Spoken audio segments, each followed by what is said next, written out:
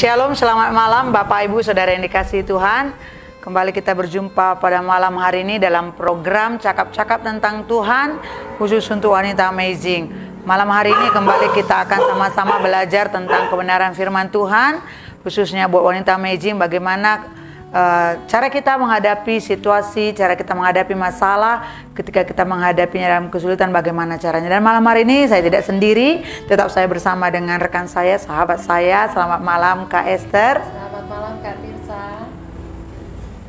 Oke. Nah, malam hari ini kita akan mengambil tema, bukan saya mengambil tema, tapi kakak ini mengambil tema. Saatku nanti mujizat Tuhan. Nah, apa maksud daripada tema atau pelajaran apa yang akan kita dapat dari tema saatku nanti mujizat Tuhan ini? Mari sama-sama seluruh wanita amazing yang bisa menyaksikan acara ini dan saudara-saudara juga yang boleh menyaksikan acara ini, terus ikuti live kami malam hari ini agar kita mengerti dan agar bagaimana kita menantikan mujizat itu. Nah, sebelum kita mulai acara kita malam hari ini, kita akan berdoa terlebih dahulu. Kita berdoa dulu ya Kak. Baik. Amin. Oke Kak Esther, malam hari ini kan temanya saatku nanti mujizat Tuhan. Nah, dan tadi ayatnya diambil dari pelajaran diambil dari Alkitab Markus 5 ya. 21 sampai 42. Iya, Markus 5 21 sampai 43. Di situ ada dua cerita ya, dua kisah sebetulnya. Jadi malam hari ini kan kita mau lihat saatku nanti mujizat Tuhan itu. Nah, mungkin pertanyaan daripada wanita amazing, saudara-saudara semua, maksudnya apa-apa saja yang terjadi saat kita menanti mujizat Tuhan itu, dan bagaimana kira-kira kita atau iman kita atau pendirian kita saat menanti mujizat Tuhan. Nah, malam hari ini langsung saja mungkin Kak Esther bisa cerita kisah mana yang mau diambil, atau memang kisah ini dua-dua mau dikupas tuntas. Salah satu aja Kak malam ini. Oke, silakan Kak. Baik Kak, terima kasih Kak Tirsa. Sebelumnya saya mau menyapa Bapak Ibu Saudara. Mungkin malam hari ini lebih banyak wanita amazing yang ikut menonton acara live streaming kita malam hari ini. Selamat malam. Wanita amazing yang luar biasa, semakin kuat di dalam Tuhan. Amin. Amin. Amin. Malam hari ini tema yang saya angkat adalah saatku menanti mukjizat Tuhan. Ada dua kata yang mungkin akan menjadi garis besar dalam cerita kita malam hari ini. Kisahnya memang dari kitab Markus ini, kisah seorang laki-laki, seorang bapak, yaitu Yairus. Dia menceritakan di sini diceritakan tentang bagaimana Yairus menanti mukjizat Tuhan untuk kesembuhan anak perempuannya Kak. Jadi dari dua kata, kembali saya ingatkan lagi, dua kata yang akan kita angkat yaitu saatku menanti, kata-kata menanti, dan mukjizat Tuhan. Kalau kita bicara tentang mukjizat, apa yang kita ingat pasti hal yang luar biasa. Mukjizat adalah sesuatu yang luar biasa, yang semua kita pasti sangat harapkan ada di dalam kehidupan kita. Namun pada saat ada kata-kata menanti di depan kata mukjizat, itu artinya kita harus punya kesabaran. Biasanya kalau kita menanti, menunggu, di situ butuh kesabaran ya Kak ya. Karena orang paling malas menunggu ya. Ya, jadi ini dua kata yang sebenarnya mungkin yang satu kita seneng, yang satu kita aduh gitu, suruh nunggu gitu kan. Nah, kita mau lihat bagaimana seorang Yairus yang saat dia menanti mukjizat Tuhan itu, apa yang dia lakukan, apa yang dia percayai, apa yang membuat dia tetap menanti mukjizat Tuhan itu datang. Mungkin dari kisahnya ini kita bisa belajar bagaimana kita menghadapi segala sesuatu di dalam kehidupan kita yang mungkin kita tahu bahwa hal yang kita hadapi sekarang, jalan keluarnya itu adalah sebuah mukjizat. Kalau memang ada jalan keluar Tuhan berikan, itu adalah sebuah mukjizat. Nah, mungkin kita sendiri kita merasa nggak mampu dan kita merasa tidak mungkin akan ada jalan keluar, tapi kita tetap yakin kita menanti, itu artinya kita punya rasa percaya bahwa mukjizat itu akan datang, mukjizat Tuhan akan datang. Mungkin kita bisa langsung masuk Kak ke kisah Yairus ini tadi. Kita mulai, Bapak Ibu Saudara yang ada Alkitab, mungkin Alkitab di HP atau Alkitab Android ya, kita bisa baca Markus 5 ayat 21 sampai 42. Memang ayatnya ini agak panjang, tapi di sini sebetulnya ceritanya ada dua, ya, kisah tentang Yairus dan satu lagi adalah seorang perempuan yang sakit pendarahan. Keduanya, tahun, ya? Iya, keduanya sama-sama mendapatkan mukjizat. Tapi untuk malam hari ini kita akan bahas satu saja dulu, yaitu tentang Yairus, anak Yairus yang ditolong oleh Tuhan. Kita akan baca mulai dari ayatnya ke-20. Saya akan bacakan dengan cepat. Yesus membangkitkan anak Yairus dan menyembuhkan seorang perempuan yang sakit pendarahan. Sesudah Yesus menyeberang lagi dengan perahu, orang banyak berbondong-bondong datang lalu mengerumuni dia. Sedang ia berada di tepi danau, datanglah seorang kepala rumah ibadat yang bernama Yairus. Ketika ia melihat Yesus, tersungkurlah ia di depan kakinya dan memohon dengan sangat kepadanya, "Anakku perempuan sedang sakit, hampir mati. Datanglah kiranya dan letakkanlah tanganmu di atasnya, supaya selamat dan tetap hidup." Dari ayat 21 sampai ayat yang ke-23, ini dikisahkan tentang seorang kepala rumah ibadat yang bernama Yairus yang datang, tersungkur di kaki Tuhan, meminta tolong kepada Tuhan agar Tuhan menyembuhkan anaknya yang sudah hampir mati, sekarat, sedang sakit tapi hampir mati. Jadi kalau kita lihat kondisinya di sini adalah seorang kepala rumah ibadat itu bukanlah seorang yang posisinya berpangkat rendah atau tidak dihormati orang banyak. Seorang Yairus adalah seorang yang punya kedudukan tinggi di masyarakat. Tapi ada masa di mana Yairus rela, sanggup untuk datang kepada Yesus dan tersungkur di kaki Yesus dan memohon kesembuhan untuk anaknya. Dalam kehidupan sehari-hari, mungkin kita juga menemukan hal seperti ini terjadi, atau mungkin dalam kehidupan kita sendiri. Di dalam kehidupan sosial kita, di dalam kehidupan duniawi ini, kita merasa bahwa diri kita punya pangkat atau posisi yang luar biasa. Tetapi ada kalanya sebagai seorang ibu, sebagai seorang ayah, kita akan melakukan apapun untuk anak kita. Ya. Kita akan selalu mengedepankan kesejahteraan atau keselamatan anak kita. Dari kisah Yairus, kita bisa lihat segala hal, atau bukan kalau saya rasa ya Kak, tidak mungkin seorang Yairus yang berpangkat atau berposisi tinggi seperti ini tidak mengusahakan untuk kesembuhan anaknya. Betul. Pasti dia sudah mengusahakan, apapun pasti sudah dia usahakan. Tapi dia sadar bahwa tidak ada satupun yang bisa menyelamatkan anaknya terkecuali satu, yaitu kesembuhan dari Yesus. Itulah kenapa dia datang. Dia percaya, dia tahu bahwa jika Tuhan datang dan menyembuhkan anaknya, maka anaknya pasti akan sembuh. Kalau kita lihat lagi dari ceritanya di ayat 23, apa yang dikatakan oleh Yairus? Memohon dengan sangat kepadanya, katanya, "Anakku perempuan sedang sakit, hampir mati. Datanglah kiranya dan letakkanlah tanganmu atasnya, supaya ia selamat dan tetap hidup." Di dalam kepercayaannya, di dalam kepercayaan kita, terkadang yang kita lakukan adalah sesuatu yang kita anggap benar dan dapat menolong kita. Yairus mengatakan secara detail apa yang dia harapkan Tuhan lakukan agar anaknya mendapatkan kesembuhan. Jadi betul-betul detail yang dia katakan.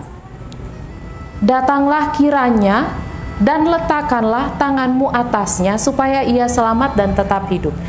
Memang dia tidak ragu sedikit pun. Dia sangat yakin. Dan dia katakan apa yang dia yakini itu tadi. Prosesnya semua dia katakan. Terkadang itu juga yang terjadi di dalam kehidupan kita. Karena secara manusiawi kita pasti akan berpikir bahwa kita punya rencana-rencana di dalam hidup kita. Jika saja aku melakukan A, kemudian B, kemudian C, rencana demi rencana. Semua plan itu terkadang kita berusaha untuk cover supaya semuanya bisa berjalan dengan baik. Begitu juga apa yang dilakukan Yairus. Tapi apakah itu yang nantinya akan terjadi? Apakah itu yang nantinya akan dilakukan oleh Tuhan Yesus? Kita akan melanjutkan pembacaan kita ke ayat yang berikutnya. Lalu pergilah Yesus dengan orang itu. Orang banyak berbondong-bondong mengikuti dia dan berdesak-desakan di dekatnya. Di ayat ini dikatakan bahwa Tuhan Yesus mengikuti dia. Itu artinya dengan keyakinan, dengan percaya, dengan iman Yairus, Tuhan melihat. Maka Tuhan datang. Tuhan mengikuti dia dan Tuhan memiliki rencana untuk pergi bersama dengan Yairus dan menolong anak perempuannya. Namun kadang-kadang apa yang kita pikirkan, apa yang kita bayangkan hanya sebagian kecil dari rencana Tuhan untuk kita. Kita membayangkan plan A, B, dan C dalam menghadapi sebuah masalah. Namun Tuhan punya rencana yang jauh lebih besar. Kenapa saya katakan seperti itu? Karena kalau kita lanjutkan pembacaan yang berikutnya, di situ mungkin bahkan ada beberapa ayat di mana ceritanya ini sudah berganti. Fokusnya sudah berganti. Bukan lagi Yairus yang diceritakan, tetapi perempuan yang mengalami pendarahan 12 tahun ya. Betul, Kak. Cerita berikutnya di dalam ayat Alkitab ini diceritakan tentang kisah seorang perempuan yang sudah mengalami pendarahan 12 tahun. Dan di dalam kisah di Alkitab, sebelum Tuhan Yesus sampai di rumah Yairus, di tengah jalan, dia sudah menyembuhkan perempuan yang mengalami pendarahan ini. Justru Yairus yang punya keyakinan, Yairus yang punya iman percaya yang luar biasa, Yairus yang datang dengan merendahkan hatinya, merendahkan dirinya, tersungkur di kaki Yesus, dia bahkan belum mendapatkan penyembuhan dari Tuhan untuk anaknya. Namun seorang wanita yang sudah mengalami pendarahan sekian tahun, justru dia yang terlebih dahulu yang diberi kesembuhan oleh Tuhan. Kalau kita bisa lihat, gimana perasaan Yairus ya? Karena di sini tadi kakak sampaikan tadi bahwa Yairus itu memiliki iman yang sebetulnya iman yang kuat di sini, bahwa dia datang kepada Tuhan Yesus. Dia sudah memang punya iman yang kuat bahwa Tuhan Yesus akan menyembuhkan anaknya. Tapi tiba-tiba waktu itu Tuhan sudah berjalan bersama dia, ingin pergi ke rumah Yairus. Iya. Tapi di tengah jalan karena berdesakan ada di sinilah ya, ada seperti kita bilang ini gangguan sebetulnya. Tapi ya untuk Yairus ini sebuah gangguan. Kenapa dikatakan gangguan? Karena ada satu orang perempuan yang menjamah jubah Yesus. Betul.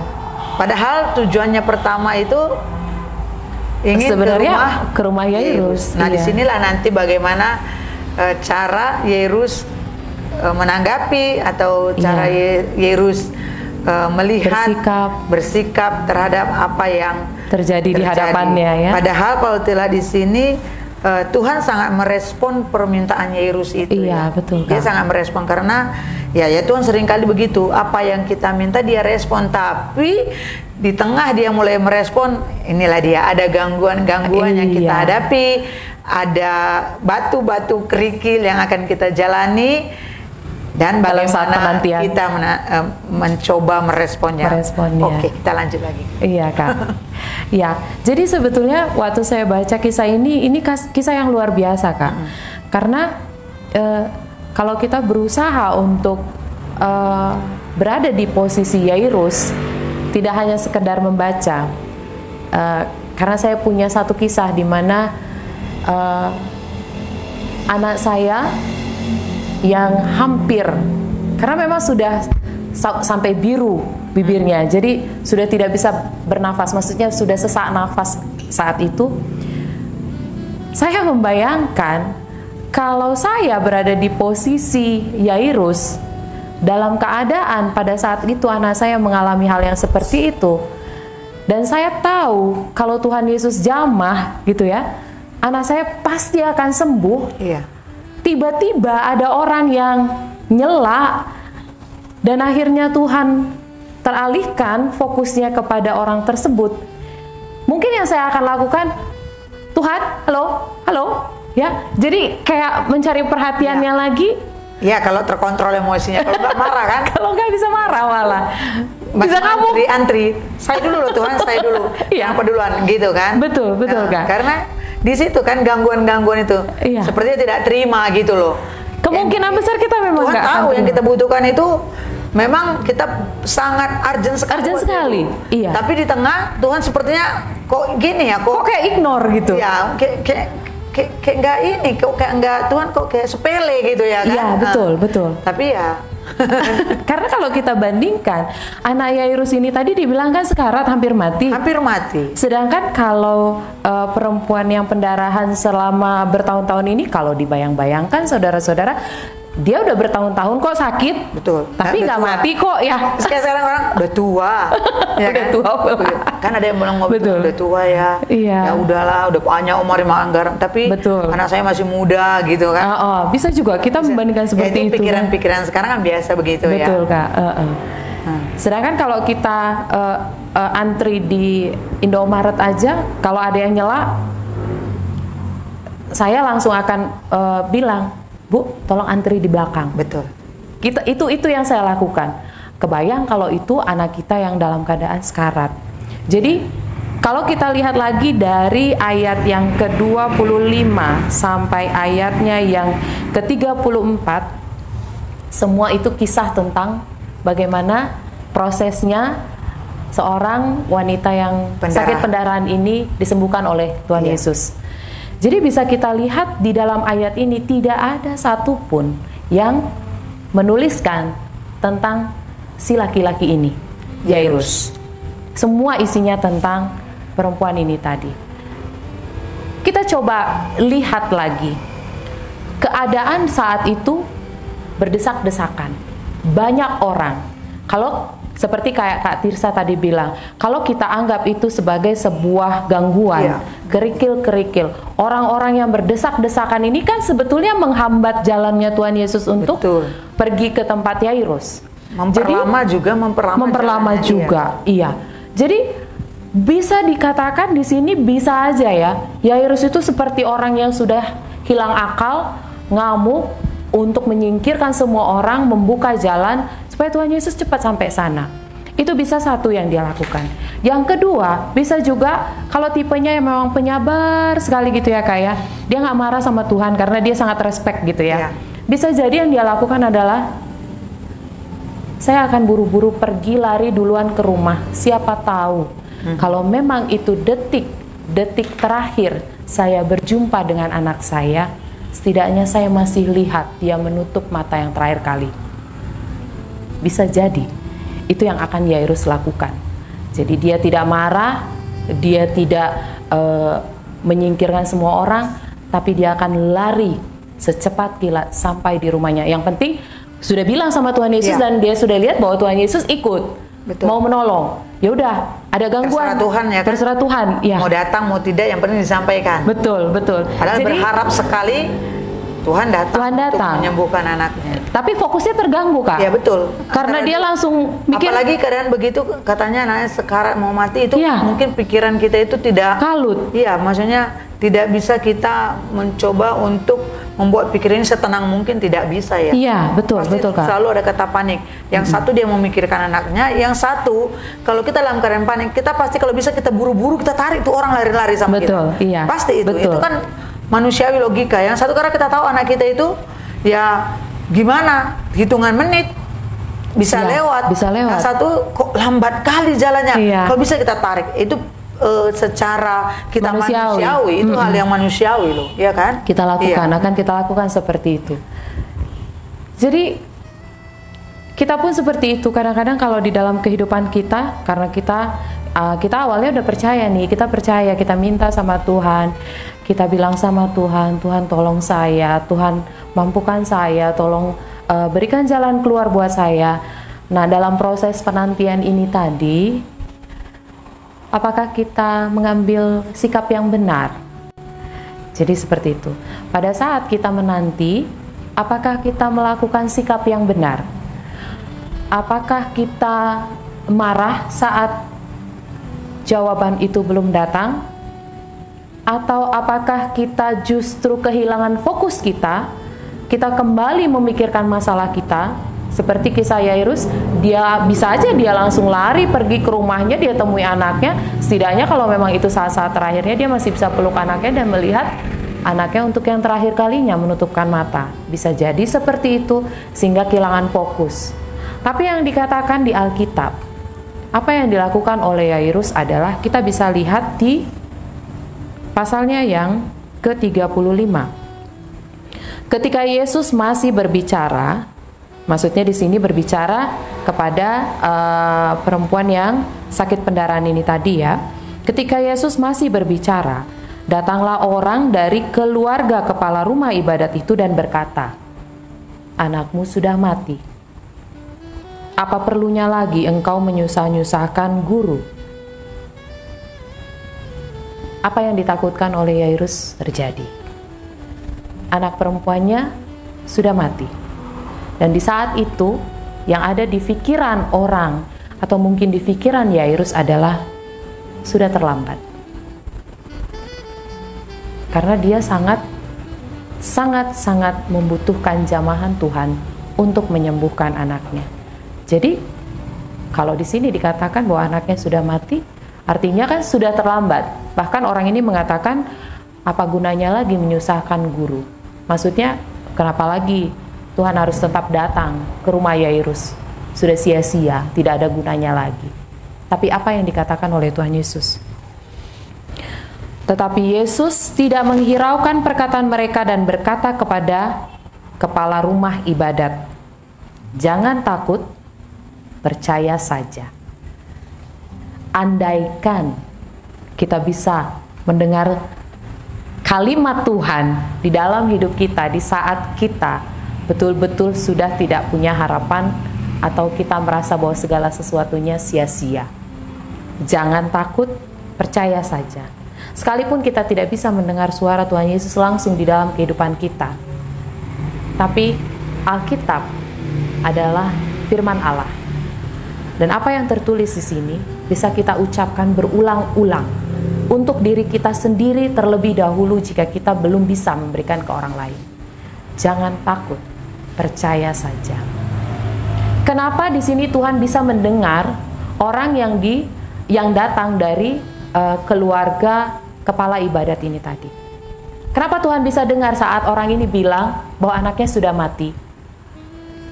Kan karena Tuhan mendengar, makanya dia bisa bilang, jangan takut, percaya saja. Jadi artinya, di mana posisi Yairus saat itu? Apakah dia ada di jalan jauh di depan Tuhan? Dia tinggalkan Tuhan karena Tuhan lagi sibuk? Bisa aja kan? Kadang-kadang kita melihat, pada saat kita berdoa dengan sungguh-sungguh dan kita yakin, kita tahu Tuhan pasti tolong. Tapi pertolongan itu kita rasa belum datang. Tapi kalau kita lihat ke orang lain, Tuhan beri mukjizat, mukjizat, mukjizat, mukjizat dan pertolongan buat orang lain. Sedangkan kita dalam keadaan urgent nih. Kita betul-betul sudah tidak punya jalan keluar. Tapi yang kita lihat, Tuhan tolong orang lain untuk sesuatu yang mungkin kita anggap tidak se-urgent kita. Apa yang kita lakukan saat itu? Kita belajar dari Yairus. Kita tidak tinggalkan Tuhan. Kita tidak lepaskan mukjizat Tuhan. Kita tetap diam dekat dengan Tuhan. Itulah yang Yairus lakukan. Dan Tuhan katakan pada Yairus, jangan takut, percaya saja.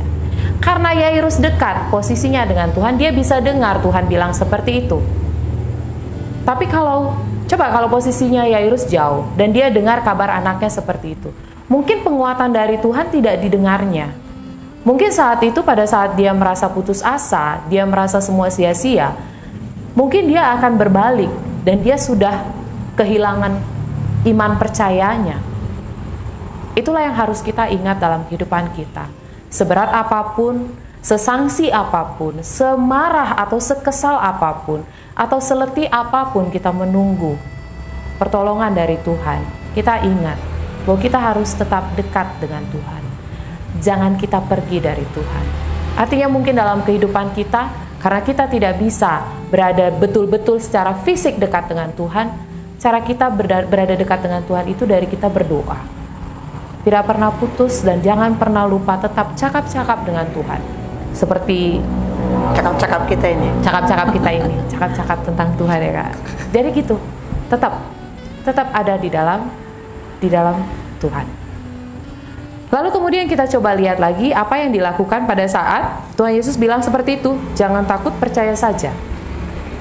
Lalu Yesus tidak memperbolehkan seorang pun ikut serta kecuali Petrus, Yakobus, dan Yohanes, saudara Yakobus. Di sini kalau kita lihat, Yesus hanya memperbolehkan murid-muridnya, yaitu Petrus, Yakobus, dan Yohanes serta Yakobus, Yohanes saudara Yakobus, untuk ikut bersama dengan Tuhan. Yang lainnya tidak diperbolehkan ikut serta. Mungkin di sini kita bisa lihat bahwa Tuhan memilih siapa yang boleh ikut bersama dengan Dia. Maksudnya adalah terkadang dalam kehidupan kita, di saat kita punya masalah, di saat kita sedang menanti mukjizat Tuhan datang dalam hidup kita,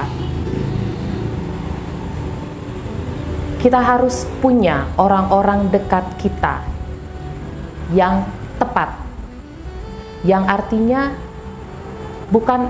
tidak akan menjadi penghalang bagi kita dalam menerima mukjizat Tuhan. Karena terkadang kita memilih orang yang salah, Kak. Yang semula kita rasa tepat tapi lama-lama salah. Iya. Karena kita seperti itu terkadang kan, Kak. Jadi kita harus tahu siapa yang harus ada bersama dengan kita saat itu. Betul. Karena Tuhan sendiri pun melakukan hal seperti itu. Tidak semua orang bisa ikut. Tidak semua orang bisa ada dalam prosesnya. Maka kita harus dengar-dengaran Tuhan. Apa yang harus kita lakukan, dan kita harus melihat dari sisi Tuhan memandang. Bagaimana Tuhan berpikir, walaupun mungkin sedikit. Mungkin kita tidak bisa sepenuhnya mengerti rancangan Tuhan. Tapi setidaknya kita lihat bagaimana Tuhan berkarya dalam proses menolong Yairus saat ini. Kita lanjutkan yang berikutnya. Mereka tiba di rumah kepala rumah ibadat dan di sana dilihatnya orang-orang ribut, menangis dan menatap dengan suara nyaring. Sesudah ia masuk, ia berkata kepada orang-orang itu, "Mengapa kamu ribut dan menangis? Anak ini tidak mati, tetapi tidur." Tetapi mereka menertawakan dia. Itulah yang terjadi.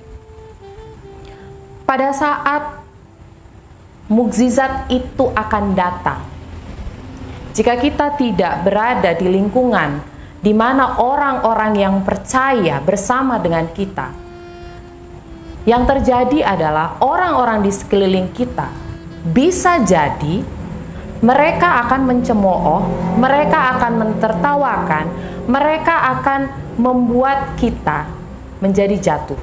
Jatuh dalam artian yang tadinya kita percaya, yang tadinya kita yakin, yang tadinya kita beriman, yang terjadi bisa jadi karena kita berada di lingkungan yang salah, justru iman percaya kita yang semakin hancur.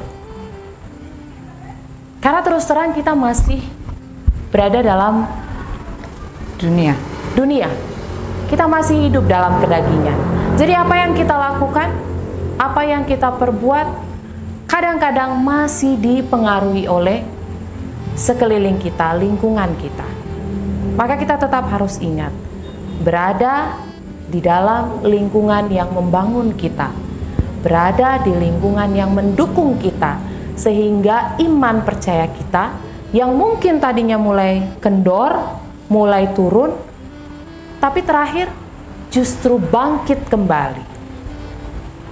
Kalau di dalam cerita ini yang mereka tertawakan Tuhan Yesus, ya bisa dibilang tidak akan berpengaruh buat Tuhan. Sudah terlambat ya. Karena sudah mati di sini katanya. Iya, karena begitulah pemandangan orang yang ada di sekeliling Yairus. Mereka melihat bahwa anak tersebut sudah mati. Jadi pada saat Tuhan bilang anak ini cuma tidur, orang tertawa karena tidak sampai ke sana. Kita coba lanjut lagi. Apa yang Tuhan lakukan? Maka diusirnya semua orang itu. Itu yang Tuhan lakukan. Maka diusirnya semua orang itu. Lalu dibawanya ayah dan ibu anak itu dan mereka yang bersama-sama dengan dia masuk ke kamar anak itu. Kata-kata di sini dikatakan yang bersama-sama dengan Tuhan, bersama-sama dengan dia. Itu artinya muridnya yang tadi, Petrus, Yakobus dan Yohanes. 3 orang ini. Ditambah 2 orang lagi, ibu dan ayah anak tersebut. Itu yang Tuhan bawa. Mukjizat terjadi bukan di tengah-tengah banyak orang yang tidak percaya. Mukjizat terjadi di tengah-tengah orang yang berkumpul, orang yang percaya berkumpul, bersatu. Lalu dipegangnya tangan anak itu, katanya, Talitakum, yang artinya, hai anak, aku berkata kepadamu, bangunlah. Iman menghasilkan mukjizat. Proses penantian mukjizat harus kita lakukan dengan benar. Maka mukjizat akan sampai kepada kita. Lalu yang terakhir, seketika itu juga anak itu bangkit berdiri dan berjalan, sebab umurnya sudah 12 tahun. Semua orang yang hadir sangat takjub. Yang diminta oleh Yairus, Tuhan datang menyembuhkan anaknya. Karena iman percayanya, karena caranya menanti mukjizatnya tepat, yang didapatnya adalah anaknya yang sudah mati dibangkitkan oleh Tuhan. Jadi apa yang dilakukan oleh Tuhan bukan sesuatu yang kecil. Kadang yang kita minta kecil, tapi yang Tuhan berikan jauh luar biasa jika kita tetap percaya dan melakukan hal yang benar dalam menanti mukjizat kita. Terkadang Tuhan memang ingin memproses kita. Terkadang yang Tuhan lakukan bukan hanya memberikan apa yang kita minta, tetapi apa yang Tuhan berikan adalah sesuatu yang jauh lebih besar, yang dalam prosesnya membuat iman percaya kita lebih lagi terhadap Tuhan. Kesembuhan yang diminta oleh Yairus, kebangkitan yang diberikan oleh Tuhan. Sesuatu yang luar biasa, yang kita yakin dan percaya apapun yang kita hadapi saat ini. Mungkin kita merasa apa yang kita minta sesuatu yang mustahil, atau apa yang kita minta adalah sesuatu yang mungkin jauh dari bayangan kita. Tapi kita tahu, jika kita minta pada Tuhan, Tuhan akan berikan lebih dari apa yang kita perlukan. Selama prosesnya kita bisa tetap menanti, tetap dekat pada Tuhan, dan jangan pernah lari. Fokus terhadap Tuhan, tetap berdoa. Mantap. Fokus pada Tuhan, tetap berdoa. Jangan pernah jemu-jemu untuk berdoa. Saya tadi tertarik di ayat 35 tadi yang ketika Yesus masih berbicara dengan wanita itu, ada orang yang berkata, anakmu sudah mati, terus apa perlunya lagi engkau menyusahkan guru.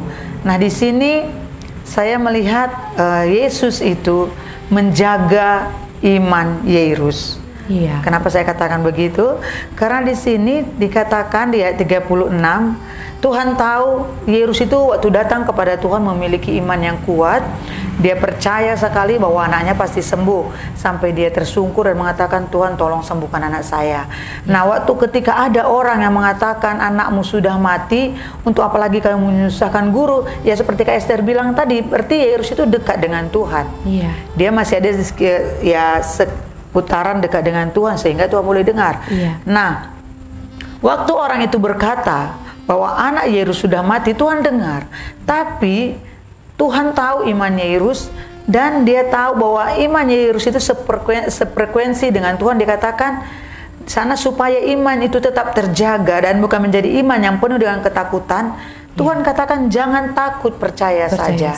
Sebetulnya saya lihat di sini, dan sampai dikatakan tadi bahwa karena banyak orang mengatakan dia tidak ingin iman Yairus itu menjadi iman ketakutan, dia mengatakan hanya Petrus, Yakobus, Yohanes dan saudara Yakobus yang boleh ikut. Nah, di sini seperti ya sehari-hari kita alami ya Kak, bahwa ketika kita mulai berjalan di dalam setiap pergumulan kita, di dalam setiap proses kita, mungkin di tengah perjalanan itu ada selentingan yang kita dengar, hal yang tidak mengenakan. Ada mungkin suara-suara sumbang yang tidak mengenakan, baik dalam pelayanan kita, baik dalam pekerjaan kita, dalam rumah tangga kita. Nah, sebetulnya Tuhan dari awal sudah tahu ketika kita berdoa, Tuhan tolong saya tidak bisa menghadapi masalahnya. Tuhan tahu kita punya iman, bahwa kita punya kepercayaan, Tuhan pasti selesaikan. Di tengah jalan ada yang ngomong mungkin, sudahlah, jalan keluarnya yang ini, atau nggak ada harapan, sudah nggak mungkin, berapa lama lagi mungkin ini, atau sudahlah memang begitu. Suara-suara yang mungkin membuat kita jadi khawatir. Tapi di sini Tuhan tahu iman Yairus itu sebetulnya kok dia jaga. Di sini ada penjagaan Tuhan, bahwa dia katakan, Yairus jangan takut, percaya saja. Untuk menghindari omongan yang tidak betul. Kadang omongan ataupun kadang suara-suara yang tidak kita dengar itu dari orang-orang sekitar kita. Mungkin dari keluarga bisa, dari teman sepelayanan bisa, rekan kerja bisa, bahkan dalam lingkungan rumah sendiri bisa. Tapi di sini Tuhan ajari kita seperti Kak Esther bilang, siapa yang bisa ikut dengan Yesus dan Yairus yang dia kenal? Petrus, Yakobus, Yohanes dan saudara Yakobus. Berarti Tuhan ajari kita di sini, ketika kita dalam komunitas atau dalam hal apapun, kenal siapa orang yang bisa membangun kita. Betul, Kak. Kenal orang siapa yang bisa memotivasi kita. Kenal dia siapa orang yang bisa membangkitkan lagi iman kita. Saya lihat sini betul, ternyata Tuhan Yesus itu baik. Maksudnya saya lihat ya penjagaan Tuhan, penjagaan itu, dia iman kita dia tahu. Sampai dikatakan tadi kakak bilang, waktu dia sampai di sana kan orang menertawakan dia. Betul. Ya. Kira-kira setelah sampai di rumah, ini betul-betul kegundahan, galau yang didapati Yairus, karena sampai dikatakan orang sudah menangis. Dengar kata menangis, sesuatu pasti telah terjadi. Ya, siapa kita yang tidak pernah mengalami hal-hal kematian atau hal-hal ketika kita masih berdiri, orang menangis, kita seperti sudahlah. Sudah tidak ada harapan lagi sama sekali. Sudah tidak ada lagi jawaban sama sekali. Nah, dan dikatakan di sana bahwa mereka menertawakan Tuhan. Di sini Yairus itu sebetulnya sudah posisi terjepit. Waktu dia bawa Yesus, dia berpikir ya sudah tidak ada harapan. Tetapi satu sisi dia punya iman bahwa masih ada harapan. Nah, di sini juga Tuhan Yesus lihat bagaimana dia marah, itu termasuk marah ya. Diusirnya semua orang itu. Jadi dengan kata lain Tuhan Yesus katakan kepada kita, dalam posisi terjepit pun ya tetap iman percayamu. Boleh dengan katakan ya, jangan pelin-pelan dengan orang yang suka memberi perkataan-perkataan yang tidak baik. Jadi langsung putuskan saja hubungan. Nah Tuhan Yesus katakan diusirnya semua orang itu. Siapa yang dibawanya? Anggota keluarganya dan yang tadi Tuhan Yesus bawa Yakobus, Petrus. Yohanes, tetap ya. Dia membawa orang-orang yang percaya. Ya. Nah sini memang luar biasa. Bagaimana penantian daripada Yairus itu, bahwa bisa saja di tengah perjalanan Yairus itu ngambek. Bisa saja dia marah, bisa saja dia mungkin ngumpat, bisa saja mungkin karena kecewanya dia bisa lampiaskan emosinya dengan yang mengucapkan kata-kata yang tidak baik. Tapi ya di sini kita lihat bagaimana dia begitu tenang dalam kegalauannya, tenang dalam kegelisahannya, tenang dalam jawaban-jawabannya, dia tenang, dia mengikuti apa yang Tuhan sampaikan. Ya jadi dalam kehidupan kita ya, kadang kakak bilang banyak ya, selagi kita masih hidup kita punya masalah pasti. Betul. Tapi bagaimana kita menanti jawaban setiap masalah kita itu ya. Kalau kita lihat ini sebetulnya prosesnya bagi kita membaca tidak panjang, tapi bagi yang dalam keadaan panik seperti Yairus, saya rasa 1 detik saja kalau dalam hitungan hidup dan mati, betul, sangat berharga kan Kak? Mungkin bisa semua orang kita marah kan Kak, betul? Bisa sekali. Dan bisa saja kita mendengarkan semua apa kata orang. Mungkin ada mungkin ngomong.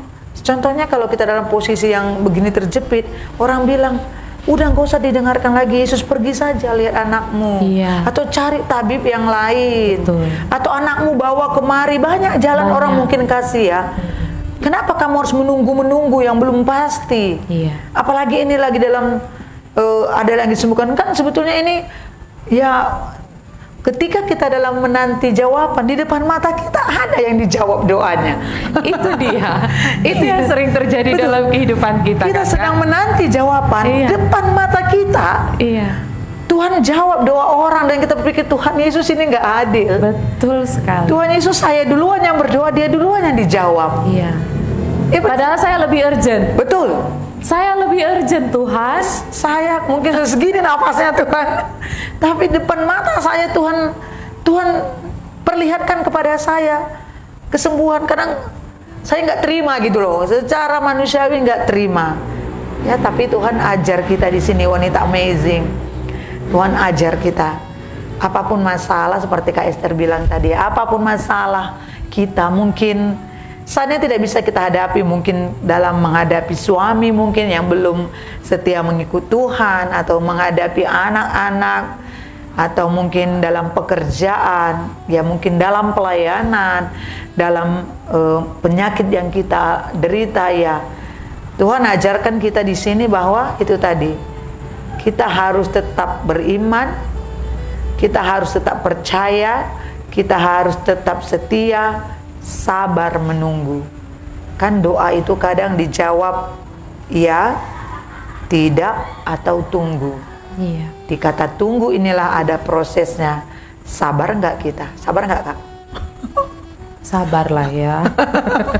Memang harus sabar ya. Mukjizat yang lebih besar itu biasanya harus menunggu. Betul. Saya yakin itu. Karena sesuatu yang lebih besar biasanya prosesnya luar biasa. Kenapa? Karena mungkin gini, ada yang mau Tuhan proses terlebih dahulu. Pada saat kita menanti mukjizat datang buat kita, kalau Tuhan mau kasih mukjizat yang lebih besar, ada yang mau Tuhan proses terlebih dahulu. Apa kira-kira yang Tuhan proses terlebih dahulu dari kita itu? Itulah yang harus kita tanya ke diri kita masing-masing. Kira-kira penantian kita saat ini, Tuhan, yang saya minta sesuatu yang simpel Tuhan. Yang saya minta sesuatu yang tidak begitu luar biasa atau wah sekali Tuhan. Tapi kenapa kok yang nggak terjawab atau terkabul? Yakin dan percaya. Tuhan mau berikan sesuatu yang jauh lebih besar. Tapi biasanya begitu, saudara. Prosesnya itu bukan cuma Tuhan mau kasih ini dia. Masih ada sesuatu yang mau Tuhan proses dari diri kita, Tuhan atau kikis, keluarga kita. Iya. Tuhan kikis dari diri kikis, atau Tuhan mau berikan, atau Tuhan mau tambahkan. Proses itu memang tidak mudah. Kalau kita lihat, saya masukkan ke dalam diri saya pada saat saya merasakan bahwa saya butuh pertolongan untuk anak saya. Jika ini yang harus saya hadapi, jika saat itu di mana dia betul-betul butuh oksigen, tapi Tuhan bilang, sebentar ya, ada yang butuh bantuan saya. Itu artinya Tuhan mau proses lebih lagi untuk diri saya. Bukan cuma kesembuhan untuk anak saya, tetapi ada sesuatu yang mau Tuhan berikan lebih luar biasa. Namun kita sedang dalam proses. Dalam cerita ini Yairus diproses. Kalau aku ambil di sini, Yairus itu kan seorang kepala rumah ibadat, pasti punya kedudukan seperti kakak bilang dan punya jabatan. Iya. Mungkin di sini satu yang aku bisa tadi ketika Kak Esther ngomong, apa yang diproses itu, maksudnya dikikis itu. Dikikis itu tidak enak loh. Dikikis maksudnya ya, dikikis itu ya segala sesuatu yang dikikis. Aku lihat di sini apa yang diproses dari Yairus itu adalah ego.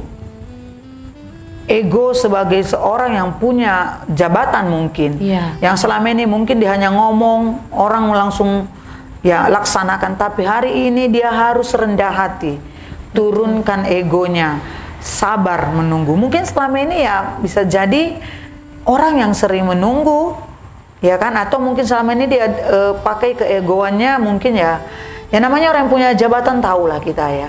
Sejabatan sekecil apapun ya apapun kecil pun ya, kita punya jabatan, kita pasti punya ego. Aku ada, tapi aku lihat di sini Tuhan mengikis ego Yairus, ego kita juga. Tuhan mengikis mungkin kerendahan hati, kalau selama ini mungkin tidak rendah hati, kita juga. Tuhan juga mengikis sepanjang dia mulai perjalanan bersama Yesus sampai rumahnya. Mungkin di Alkitab tidak dikatakan berapa jauh ya, tapi sepanjang perjalanan itu mungkin dia banyak belajar bagaimana Tuhan kikis demi kikis segala yang tidak baik itu. Contohnya ya, untuk menghasilkan buah yang baik, pasti pohon-pohon atau ranting-ranting yang lebat itu agak dikikis sedikit, yang mana yang mungkin tidak berfungsi lagi agar menghasilkan buah yang baik. Sama dengan Yairus ini, mungkin di perjalanan mulai dia datang bersujud itu kan sudah merendahkan diri. Egonya sudah dikikis ya. Dia merendahkan diri. Kedua, ketika dia berjalan, di situ diwajibkan dia untuk sabar. Betul. Nah, berjalan lagi, menunggu di situ, dia harus tahan emosi, tidak marah-marah. Lapang dada, berapa kali dia harus dikikis sampai perjalanan, sampai orang mulai mengatakan untuk apa dia mendengar, tapi dia terus berjalan, dan sampai di rumahnya juga dia harus terus dikikis dengan perkataan-perkataan. Dikikis, dia harus mendengarkan apa kata Tuhan. Jadi ya seperti Kak Esther bilang, proses itu panjang. Sama dengan kita ya, kita juga harus dikikis. Apa yang harus dikikis dari kita? Ya kita sendiri yang tahu apa yang harus dikikis dari kita. Betul, karena setiap permasalahan, setiap apa yang kita jalani dalam hidup kita kan berbeda-beda. Iya. Kita sendiri yang tahu. Kita minta kepada Tuhan apa yang harus dikikis Tuhan. Roh Kudus akan mensingkapkan semuanya. Jangan kita minta orang lain berbuat baik kepada kita, tapi kita tidak menyadari kalau kita juga belum berbuat baik pada orang lain. Jadi kita dulu yang harus dikikis agar ya kita berkenan di hadapan Tuhan. Mungkin inilah ya tadi yang kakak bilang tadi, menanti jawaban saat ku nanti mujizat Tuhan. Di saat menanti ada tenggang. Tenggang itulah mungkin Tuhan ingin lakukan sesuatu untuk kita. Mungkin di tenggang yang perjalanan menuju jawaban itu ya, pribadi kita sama-sama kita koreksi diri, apa yang ingin Tuhan lakukan untuk kita sampai jawaban itu tiba pada saat. Jangan dari awal terus dikatakan tadi, di saat tenggang itu jangan lupa, percaya, terus berdoa, jangan jemu-jemu gitu kali ya Kak. Betul. Endingnya kok sedih ya? Harusnya endingnya bahagia ini, karena Betul. kan anak Yairus bangkit loh. Itulah endingnya itu ya, ada jawaban yang lebih hebat dari yang diminta oleh Yairus. Diminta kesembuhan, yang ada diberikan kebangkitan. Berarti firman Tuhan itu katakan, apa yang tidak pernah kamu pikirkan, itu yang Tuhan sediakan. Amin. Ayo Kakak kasih kesimpulan dari A sampai Z. Kesimpulannya sudah dibuat Kak Tirsa juga. Sudah sangat jelas. Iya. Aduh.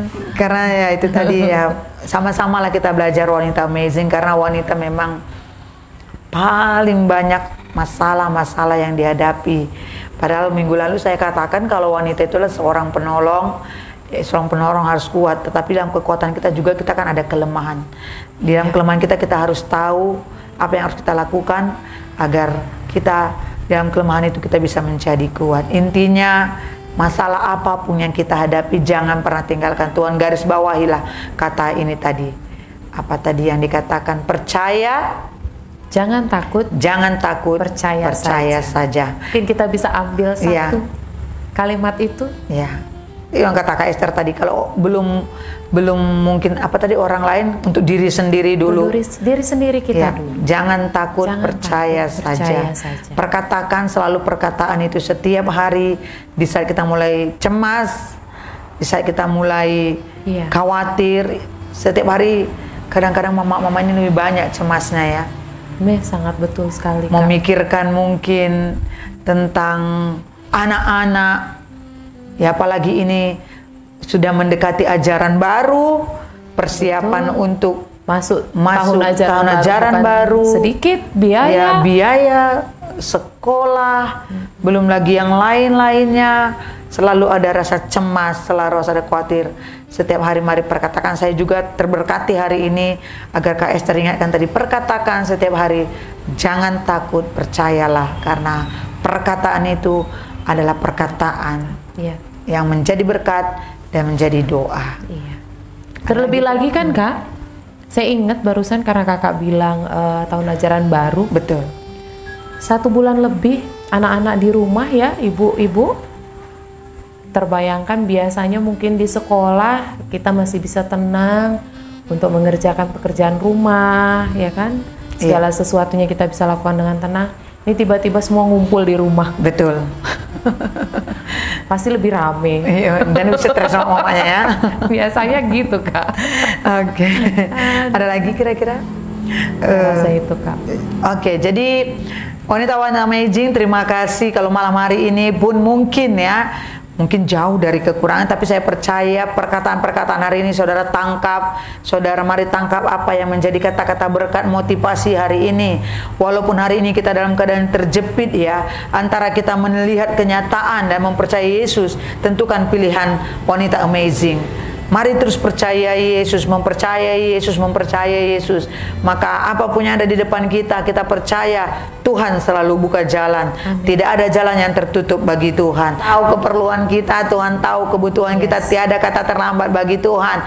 Waktu Tuhan, waktu yang terbaik. Jadi jangan takut.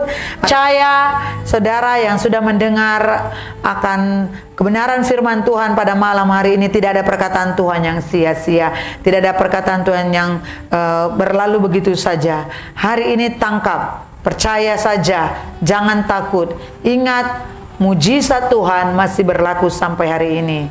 Dalam proses itu jangan tanya mana jawabannya Tuhan. Mari cari saja Tuhannya. Cari Tuhannya melalui doa dan penyembahan. Jangan tanya mana jawabannya Tuhan, mana jawabannya. Untuk sementara yang cari, bukan untuk sementara yang seterusnya cari Tuhan, tanpa kita sadari, tanpa kita minta pun jawabannya Tuhan pasti berikan dengan waktunya yang terbaik. Amin.